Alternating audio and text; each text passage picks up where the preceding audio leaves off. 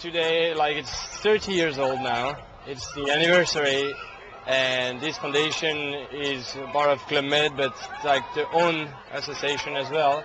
We use this association in Club Med, but it's like a big one in France as well. And the Club Med is actually 58 years old now, but 28 years after we had this foundation. But everyone is young at heart, and especially on a day like this. You as mini club manager, are you the main organizer of the events for the kids? Not really the main one, but we're like all together. I would say 4 or 5 all together to organize this thing. And of course I had to take care of the security, safety and games for the kids, but everybody helped, and like it's a real team spirit. Tell us what is the main aim then in general for it? The main aim. It's just finally this year we have orphans. They don't have any parents, and we just want them to be really happy. We're going to give them presents like medals and diplomas and stuff like that, and we just want them really happy. It's like the best day ever for them. And Gaelle, tell us where are the kids from, where the local places they come from. Okay, so this year we decided to invite like 100 children from orphans, to make it really a special day, and to have looking for a project we can follow up and something we can build on for the future, like a cooperation between us and them. So this place is Sunshine Village. So orphans from Phuket, they near the Kosarae, the Sea Gypsy village there, they're all mostly poor and underprivileged here. Yes. And also from Uncle Pitak's home.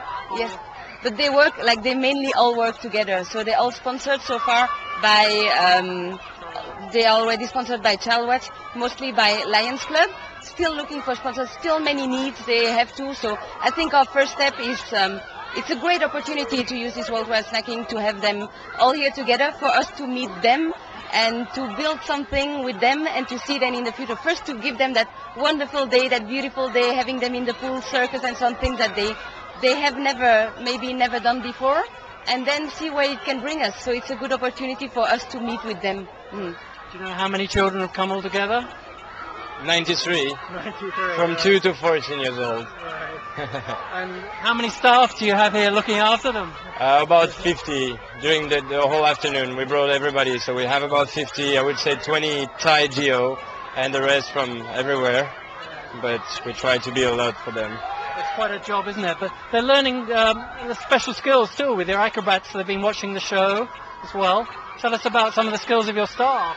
It's actually, we have a really nice circus team. They're really professional, so we wanted them to see one guy, like this guy is really good at trapeze, and we wanted to show them before they try, because they never saw that. Like, it's the first time they see a trapeze, a swimming pool, so.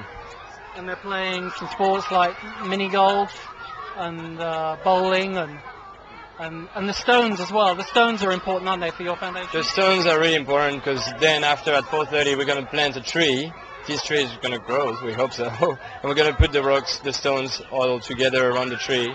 And it's like a nice image, and they're going to draw on the stone. They paint the stones. Yeah. They paint the stones, making a wish. Right. And the wish growing together with the tree, us taking care of it. Also building something together. It seems like the swimming is kind of the favorite activity. It is. But it's not just swimming. You gave them some costumes too? Yeah, we have been knowing that swimming pool is not something they are used to. We didn't want to face a situation where we provide like half of the thing without like thinking further. So we purchased swimming suits, bathing suits for all the children, and they brought them to the school yesterday, so everybody would be ready.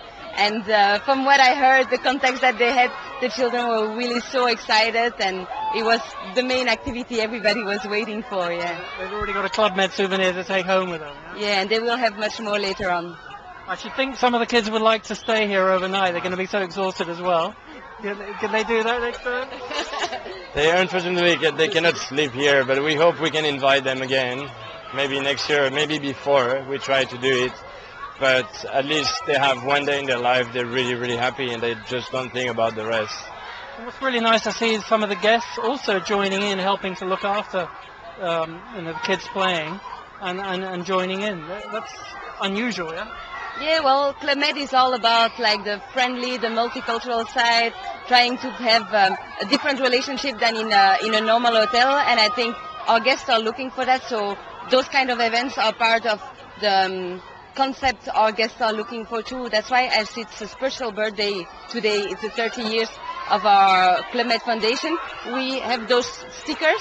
All the guests who want to participate to our events also can wear the sticker and make sure to help us around, and so they're more than welcome to do it, and most of the time that's what they're looking for too. I mean, it's a normal day for you as well. I mean, you seem to have quite a lot of guests, even though it's a low season. You have, what, I don't know, how many guests you have?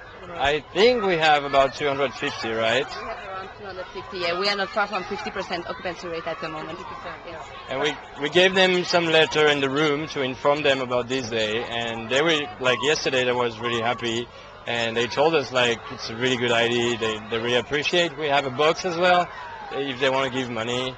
We're going to buy some stuff for all these kids after, and we're going to try to for them to learn like school stuff and everything.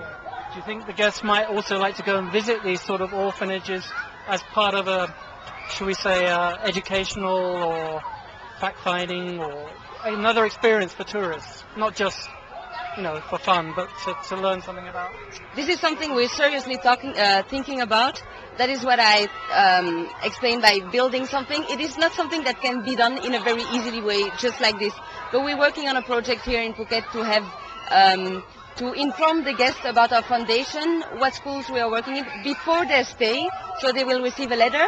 They will receive also a list with the needs, and so they are able either way to bring the needs of the school exactly, coming from France, coming from Korea, coming from wherever, or here maybe working what I was just discussing with the director of the school, maybe to see on a scholarship follow-up of one child, which costs for them more or less 3,000 baht a month.